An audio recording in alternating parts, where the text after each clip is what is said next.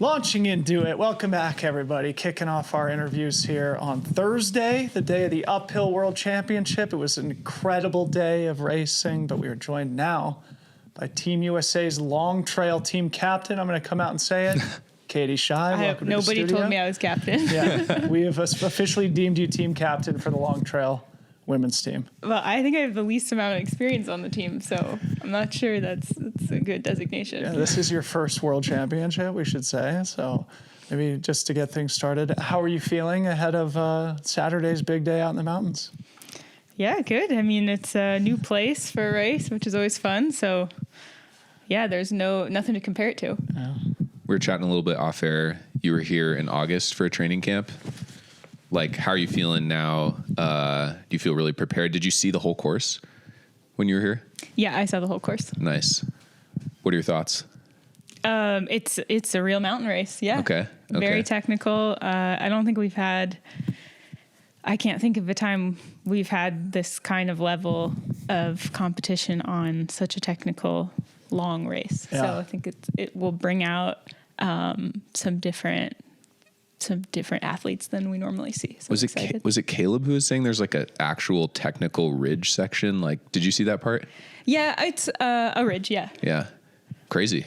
Yeah. I don't know. People are going to be going full gas on it, I imagine. It's still a long race. Yeah. How do you approach the course recce? Do you do it like a TMB? Do you just do it over 2 or 3 days? Yeah, I did it in 2 days, I believe. Flex. But that's crazy. But I used I don't know if this small lift is open in Estun right now, but there was like this small lift where you could skip like 400 meters of climbing. And I was a regular on that for like 4 or 5 days, got to be friends with the lifties. And nice. So I used that in the middle, but it's really hard because, as you probably know, we go over to the next valley, and to drive over there is an hour. Yeah. And that, if I hadn't been here by myself, you can do the race in like a much more reasonable way. Like, you scout the course, but I was alone and didn't have someone to drive over and pick me up. So I had to just like do the first half in one go to get back to the same valley. Yeah. All right. Well, you pieced it together. I want to come back and talk more about the course in a sec, but just backing up a step. It's your first World Championships, something you intentionally sort of put on the calendar this year. And after Hard Rock, I recall you were sort of still debating whether or not you might jump into UTMB. Instead, you did Sierre-Zinal. We can talk about that too. But why the World Championships this year? It just made sense with the calendar? Yeah, actually, the thought of it started a long time ago, but more realistically, like January 2024. This is 2025, correct? That's correct, yes. So January 2024, I had the idea of doing UTMB, which I obviously eventually did. But I was thinking, okay, if I did UTMB in 2024, maybe that gives me sort of a break here to explore something else in the August-September timeframe. And seeing that this was on the calendar already then, and in the Pyrenees, which is actually within driving distance, not short driving distance, but driving distance of where I live, it just seemed like a really cool opportunity. Obviously, I still had to get onto the team and apply through resume, which I applied, I think, in November 2024. I'm sure it was a big debate on the selection. Yeah. Katie Schide, I don't know. So I applied last November, so I was pretty excited from the beginning. Mm-hmm. At some point I was trying to decide if I wanted to do UTMB or not, and I could just feel more of a motivation pull here, just something new. And UTMB is always there every year, and World Champs is not. So you're feeling motivated? Yeah. I'm excited. All right, so we got to talk about Sierre-Zinal too. That was so sick. I can't believe Crazy. it. Like, honestly, I think very highly of you, and even I was surprised. I was like, oh my gosh, 3-4 weeks after Hard Rock to do 30K at that level. I mean, what can you tell us about the race? I would just love to hear about it, especially just managing the time in between Hard Rock and how you managed to put your body in a position to compete at that level. Yeah, I think Sierre-Zinal was the only person who wasn't surprised. Everyone else was surprised, including myself. But he was like, "Oh, that's exactly the time I thought you would run." So Wow. I should just Which ask was like him. 20 minutes faster than the time you ran it. I mean, several years you can't ago. really, but, different life Yeah. situation. But no, I mean, after Hard Rock, when I finally made the real decision, I was 95% sure to come here instead of UTMB, and when that became 100%, then I had some space in the calendar, and Sierre-Zinal has always been something I've wanted to do again since 2021, and I was just like, okay, well, I'm excited to do that. Just ride the Hard Rock Fitness, hopefully, and rest. I think I emailed the race organization 2.5 weeks before the race, and they were nice enough to give me a bib, which was Again, it was much probably a big appreciated. debate on the race organization committee. They are pretty strict about, there's so many people in that race that they are pretty strict about number of bibs and stuff. But they were very kind and to offer me a bib. And it was kind of just like a throw it out there. I didn't do anything specific. It's mostly just resting off Hard Rock. I knew I had that some benefit from altitude, being at 3,000 meters before. Most of the race runs above 2,000. So I knew at least that wouldn't be detrimental. Mm-hmm. Did it just feel crazy though? I've a couple of friends who've run Sierre-Zinal, and it's just the double VK to start. Was that such a shock? Having come from Hard Rock where the effort is much lower. After just walking around in the San Juans for 6 weeks or whatever. I was definitely worried after coming off my 2 months of walking. But I have done Sierre-Zinal before, and I did a bunch of short races over the winter. So I guess I just felt it's more just getting mentally being excited to be there, and you just kind of follow what everyone else is doing next to you. You're not really thinking too much. But the race itself was, I just did my own thing, and was just excited to really be in the mix with everyone. And then just was slowly catching, the other women towards the end. And in the last downhill was able to pass some people who are more road oriented. So that was cool. Congrats. Yeah. So obviously Hard Rock, a very long, slow race. Sierre-Zinal, a shorter, faster race. This weekend, kind of right in the middle, mid-distance race. Does it motivate you to be able to compete across these distances? Because we've been kind of talking about it over the last couple of days about it is one of the things that makes you unique and different, and there aren't many people that can do it. Is that something that specifically motivates you?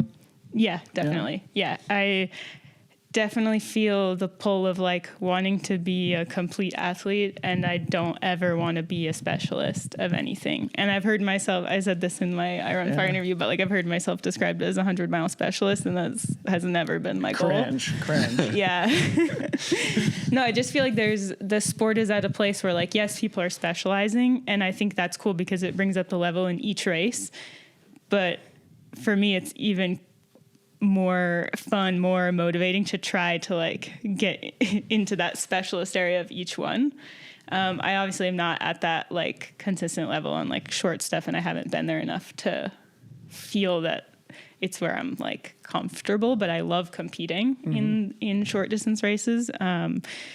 Shorter. I don't want to say short because 3 hours is still a really long time to run. Yeah. But even watching the uphill, I'm oh, maybe if I came back to World Champs in 2 years, that would So sick. Cape Town. Because if you do the uphill, then you can also do the up down, and that's so cool to do 2 races at a World Champ. So Hillary Now Allen I'm already psyched for 27. I know. Hillary Allen's maybe doing the up and long. So did you hear about this? Yeah. Maybe we should get to that in a little bit. I actually wanted to have you say a few words about UTMB too, because you were the champion last year. You went this year to support Guillermo and to, I'm sure, do sponsor stuff as well. What's it like for you to be in Chamonix? Was it fun to be there and experience it, even though obviously things didn't go well for Guillermo? Yeah, it was. I know that the decision I made in July was correct, but being there was really hard not to be racing, and I didn't expect to feel that way. And in a way, it was really reassuring because it was okay, this is I do love doing this. Yeah. I want to be racing. I'm not happy that I am sitting out. So that was actually harder than I anticipated. I thought I would be totally fine just watching and observing and getting excited for World Champs, but I was actually like, oh man, it would be so fun to be out there right now. Like I feel like I'm kind of missing out, but yeah, and then kind of channeled that energy into helping Jamal's race, and obviously like that didn't go as anyone would have liked, but it's also part of the sport and part of like our journeys as athletes, and it's been important for me to see all sides of the sport over the last few years through friends, through Jamal, through my own experiences. Yeah. Well, if you don't mind, you and Jermo have both posted about kind of what's going on. You don't have to share anything that's confidential or whatever, but you did post, the last couple weeks have been really tough. Obviously something you don't want to be dealing with in life in general, but certainly not before a big personal, professional racing experience. How have you guys dealt with it, and how's Jermo doing? Yeah, I mean, I'll let him talk for himself. But yeah, I think the main takeaway has just been that like everybody's going through something. Yeah. We've gotten so many messages, so many great messages of people going through really hard times. A lot of people a lot harder times than us, sure. And people with a lot of like mysteries with their physical body. And I think it's just a reminder that like there's a lot more going on in everyone else's lives than we realize. Yeah. Well, give him a hug for us. I was hoping he was going to show up with you. But is he going to be here this weekend? Yeah, he's here. Okay. Yeah. I'll send him a message. Okay. Well, coming back to the racing, it's going to be awesome. And I'd love to have you say just a couple more words about the course. We've heard about it from a few of the people who've been here scoping it out. And you said it's a proper mountain course. How does it map against your skill set? What have you been doing to specifically get ready for it?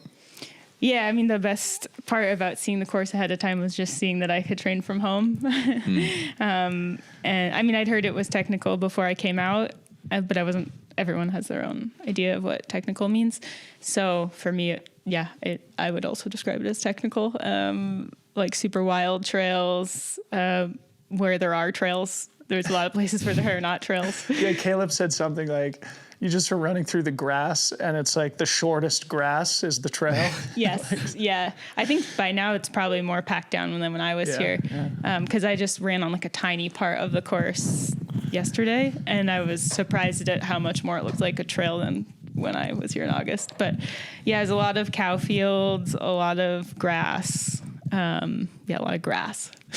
A lot of grass. That's been the consensus, I guess. Yeah, I am curious because we were talking about how versatile you are, and like you want to be good at like every distance, kind of at the highest level. But do you feel like this course like suits your strengths specifically, or is it maybe a little more outside your comfort zone? I think to the extent you have weaknesses. Yeah, I know, right? I think it will be really interesting to see how it goes on Saturday, because this used to be the kind of course I would have felt really strong going into, but I feel like I've lost some of that. I don't know if it's only me who thinks this, but I feel like I've lost some of my like technical running abilities since switching, basically since I decided to do Western States. I mean, Western States basically kills all your technical running ability. But it makes you very fast. Yeah. So, I got a lot more fit, but I don't know. We'll have to see. I haven't done something this technical in a race setting in a while. The mute maybe, but it's a little bit different and a little bit longer. So there's more of that like race management. This has a little bit less race management. Yeah. And it'll be interesting because some countries, I guess, are a bit put together, but like, nobody has like their standard crew person helping them. Right. So it's more like a drop bag service than like having your like A team. Yes. Really? What do you mean by that? Are you not allowed? It's just like, I've never met the people from USATF who are. So, but Jermo can't just crew for you? Nope. No. Really? No. This is the first I've heard of that. It's been that way. Why is that? It's only the like people from the Federation who are allowed to be in the aid station. I think it's from like a fairness very standpoint or something. Rules that we've discovered here over the last few days. Which actually favors the small countries with small teams, because you're allowed 3. I believe it's 3 staff members from the Federation. So if you have 3 staff members and you're the only athlete from your country, it's pretty great. Yeah. Whereas if like all the American guys come in, if all 6 come in together and there's 3 people, it's Yeah. That's crazy. Yeah. That's really interesting. I mean, the staff usually do a really good job, but it is different. Yeah, I'm sure they all seem. I mean, they've done these races before, so they know what they're doing. Yeah, I was chatting with the Team US guys like Paul Kirsch and Tom Hooper this morning, and they've been doing this for a long time. And I'm sure they've got a plan and a strategy. I'm sure they'll be buttoned up, but they're just kind of strange. Yeah. Like, it doesn't seem like there's a clear rationale for something like that. You should be able to. Anyway, we don't need to go down that rabbit hole. I think because everyone has to be like accredited, and they don't want riffraff in the aid station. Okay, there's a lot of things we got to talk about after this. Yeah. Save it for the recap. Things we got to fix. All right. Well, while we're on the subject of teams, obviously there was kind of some big breaking news yesterday. Jen Lichter had to pull out due to injury. She's actually going to join us in studio tomorrow to kind of like do all of our recap of the short trail, preview of the long trail. So we'll get more of the story from her, but it does impact Team USA. And she's just been on a heater, having an amazing season. Have you guys talked about that as a team? Is that something you can share? Like, how does it impact? Yeah, I saw Jen just on the street the other day. I had seen on her social media or something that she had sort of injured herself, but I wasn't sure like exactly how severe it was. Yeah, I'm honestly super bummed because I was really like looking forward to running with her. Yeah. I thought we could share some time together, and she's been a friend for a while. Mm-hmm. And yeah, I honestly was super excited to run with her and thought we could kind of pair up a bit. And that was a huge bummer for me because she was actually somewhere over the last few weeks. I was thinking like, okay, cool, Jen's going to be there. Like, we're going to be, teammates. It's going to be a good time. Like, the course starts out with a huge climb. I knew we could buddy up and do that together. But yeah, definitely changes things. I mostly just feel really bad for her. Yeah. It's such a huge trip to come here and invest that much time and not be able to take the start line is, I commented gold 2027 on her post yesterday. She'll be back for sure. Oh, and sure. as you know, this is part of the game. Yeah. Even though it's just like, especially when you're riding such a high like this, it's super disappointing, but obviously something that she'll learn from, especially still being early in her career. How are you thinking about your own race? Katie Schide, just masterpiece. Are we looking forward to just you running off the front, or how are you thinking about things strategically? Man, I don't really know because, this is my first World Champs. I don't know how fast it starts.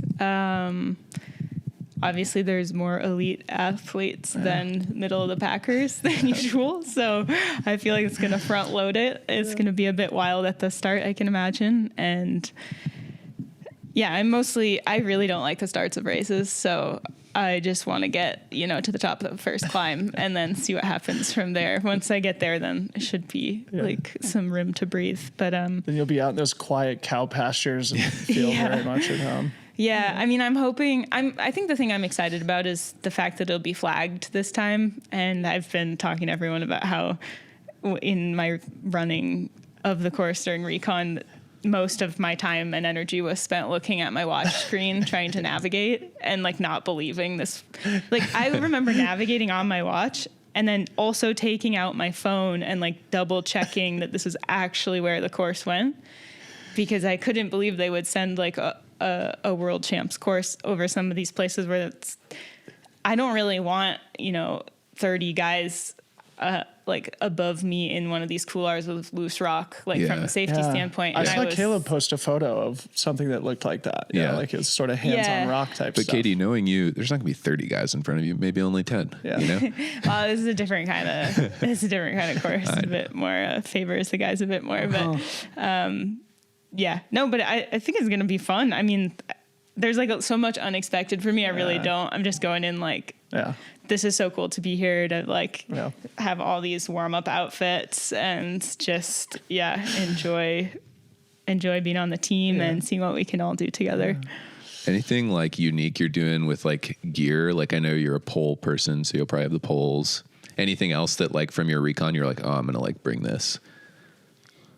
Well, during my recon, I had a water filter because there was no water, which we don't really do in Europe. We like take water from fountains, but there's no fountains here. Interesting. There's a lot of rules about like logo visibility. So I'm like trying to figure out which logos I have to tape over. Okay. How about shoes? Like Caleb was talking about debating between shoes with different lug depths, or like anything there for you. I feel really lucky that I love my shoes, and I think they've actually, I mean, this is like my own plug for On, but like, I think the like On Cloud Ultra Pro has been the best shoe for like every race I did this year. Maybe I just chose my races. I mean, it is crazy to do Hard Rock and Sierre-Zinal in the same shoe. That is crazy. Yeah. But yeah, I think I have a great footwear for this course. Yeah, I mean, the biggest thing actually was just trying to figure out the temperature, because it's supposed to be pretty cold, especially at the beginning, mostly just at the beginning. So just trying to figure out good layering strategies. I don't really know. Other than that, no. Straightforward. Just some red, white, and blue. Heck yeah. Nice. Left foot, right foot. Just like you've done many times in the past. Well, Katie, Madeira, Hard Rock, second at Sierre-Zinal. Another amazing season from you. I hope you can put up another one that you're proud of on Saturday. Thanks for coming in. Thanks, guys.